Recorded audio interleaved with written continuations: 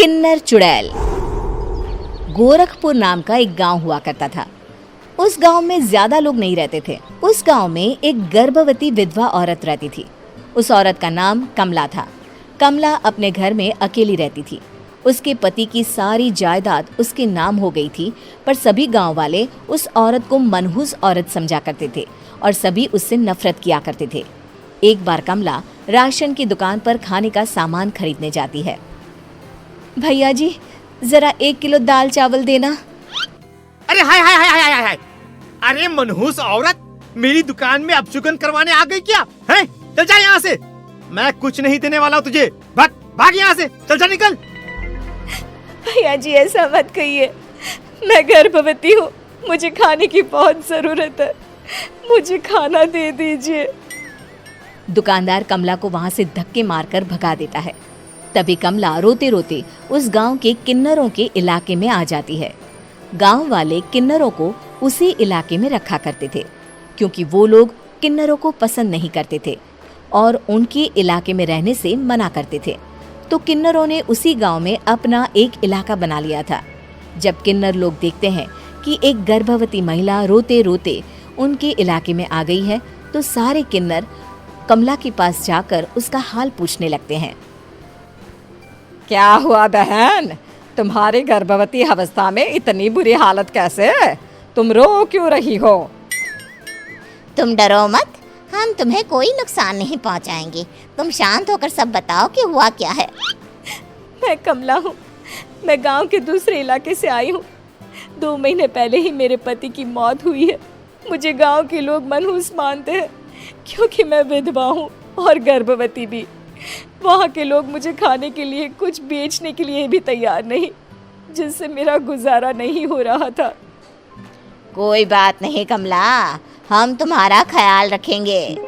किन्नर लोग कमला को एक खाली घर में रहने के लिए जगह दे देते हैं और उसकी देखभाल भी करते हैं। कुछ ही महीने बाद कमला अपने बच्चे को जन्म देती है, पर अफसोस, कमला बच्चे को जन्म देते ही अपनी जान गंवा देती है। जब सब किन्नर बच्चे को देखते हैं तो बहुत खुश हो जाते हैं, क्योंकि वो बच्चा भी किन्नर ही था। कमला ने एक किन्नर बच्चे को जन्म दिया था। अब इस बच्चे की देखभाल कौन करेगा? हम तो इस बच्चे को गांव के दूसरे इलाके में भी नहीं भेज सकते। और तो क्या हुआ, इस बच्चे की माँ नहीं रही तो हम इसे पालेंगे। अब ये हमारे इलाके में रहेगा, हमारे साथ रहेगा। फिर वो किन्नर उस किन्नर बच्चे को गोद ले लेते हैं, उसका नामकरण कराते हैं। उस किन्नर बच्चे का नाम शक्ति रखा जाता है। देखते ही देखते शक्ति बड़ी होने लगती है। उसके रंग रूप बहुत सुंदर थे। वो बहुत सुंदर किन्नर दिखती है। एक दिन शक्ति एक किन्नर से पूछती है, माँ जी सुनिए ना, ये गांव के दूसरे इलाके में भी तो लोग रहते हैं, तो हम वहाँ क्यों नहीं जाते? हम उनसे अलग क्यों रहते हैं? शक्ति, क्योंकि वो लोग हमारे जैसे नहीं, वो लोग हमें पसंद नहीं करते, इसीलिए हम उनसे अलग रहते हैं। क्यों? वो हमें क्यों पसंद नहीं करते? मुझे एक बार उस इलाके में जाना है। मैं एक बार वहाँ जाकर घूम कर आऊँ। शक्ति, खबरदार, जो तू उस इलाके में कभी भी गई तो अपनी जान नहीं गंवाना चाहती तो उस इलाके में कभी कदम भी नहीं रखेगी, समझी? इतना कहकर वो किन्नर वहाँ से चली जाती है। शक्ति उस किन्नर की बात सुनकर बहुत रोती है। माँ जी, ऐसा कैसे कह सकती हैं? उन्होंने इतनी सी बात के लिए मुझे इतना डांटा। अब तो मैं उस इलाके में जरूर जाऊंगी। फिर एक दिन शक्ति गांव के दूसरे इलाके में चुपके से जाती है। ये लोग तो हमारे जैसे ही इंसान हैं, तो ये हमसे नफरत क्यों करते हैं? जब शक्ति उस इलाके में पहुंचती है तो गांव के सारे आदमी उसके रूप से मोहित हो जाते हैं। वो लोग ये अंदाजा नहीं लगा पाते कि वो किन्नर है। शक्ति की सुंदरता देखकर सारे गांव वाले उसकी तारीफ करने लगते हैं। तभी गांव का चक्कर लगाने गांव के जमींदार का बेटा हर्ष वहां पहुंचता है। हर्ष भी दिखने में बहुत सुंदर होता है। जब हर्ष ने शक्ति को देखा तो वो भी उससे मोहित हो गया, और जब शक्ति की नजर हर्ष पर पड़ी तो वो हर्ष को देखकर मोहित हो गई। आपको पहले कभी इस गांव में देखा नहीं। इस गांव में आप नए हैं क्या? जी नहीं, वो मैं बस। तभी शक्ति बोलते बोलते रुक जाती है और मन में सोचने लगती है, अगर मैंने इनको बता दिया कि मैं दूसरे इलाके से आई हूँ तो वो समझ जाएंगे कि मैं किन्नर हूँ, इसलिए मुझे इनसे झूठ ही बोलना पड़ेगा। शक्ति हर्ष को कहती है, जी हाँ, मैं इस गांव में नई आई हूँ, यहाँ अकेली रहती हूँ। वैसे आप कौन है? आप भी इसी गांव में रहते हैं? जी हाँ, मैं इस गांव के जमींदार का बेटा हूँ। आपको किसी भी चीज की जरूरत पड़े तो आप मुझे बता देना, मुझे अच्छा लगेगा। ऐसे ही शक्ति और हर्ष एक दूसरे से रोज मिलने लगते। वो दोनों अपने प्यार का इजहार करने एक दूसरे से मिलने जाते हैं। तभी शक्ति का पीछा करते करते एक किन्नर वहां आ जाती है। शक्ति, शक्ति, मैं तुमसे बहुत प्यार करता हूँ। मैं तुमसे शादी करना चाहता हूँ। क्या तुम मुझसे शादी करोगी? हाँ हर्ष, मैं तुमसे शादी करूंगी, पर मैं तुमको अपने बारे में एक सच्चाई बताना चाहती हूँ जो मैंने तुमसे छुपा कर रखी है। तभी उनके बीच में ही वो किन्नर आ जाती है। शक्ति, तेरी हिम्मत कैसे हुई ऐसा करने की?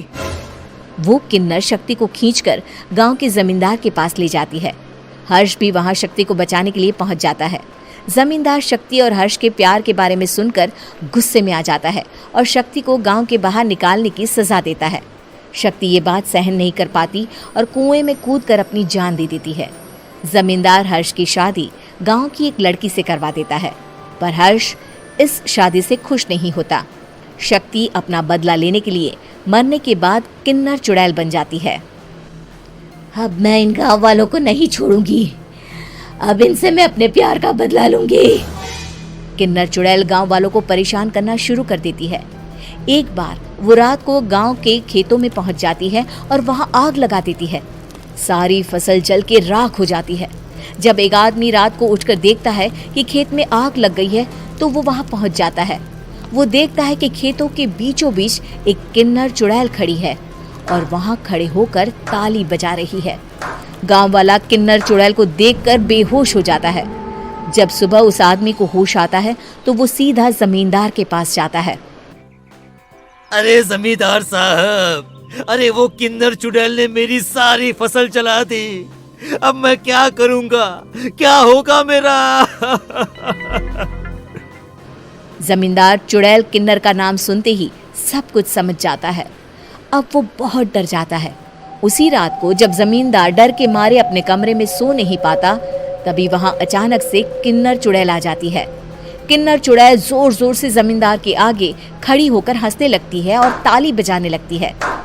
जमींदार उस डरावनी किन्नर चुड़ैल को देखकर बहुत डर जाता है। तूने मेरे साथ बहुत बुरा किया, अब मैं तुझे जान से मार दूंगी। नहीं नहीं नहीं नहीं नहीं, मुझे माफ कर दो, मुझे मत मारो। मैं कभी ऐसा दोबारा नहीं करूंगा। अब तुम जो बोलोगी वही मैं करूंगा।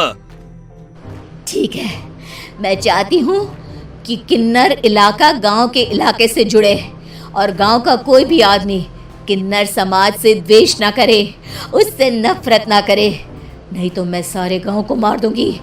और तुम गांव में एक नया कानून बनाओ कि अगर किसी ने भी किन्नर समाज को हानि पहुंचाने की कोशिश भी करी या इनसे भेदभाव करने की भी कोशिश करी तो उनको कड़ी से कड़ी सजा मिलेगी। हाँ हाँ हाँ हाँ, मैं ऐसा ही करूंगा।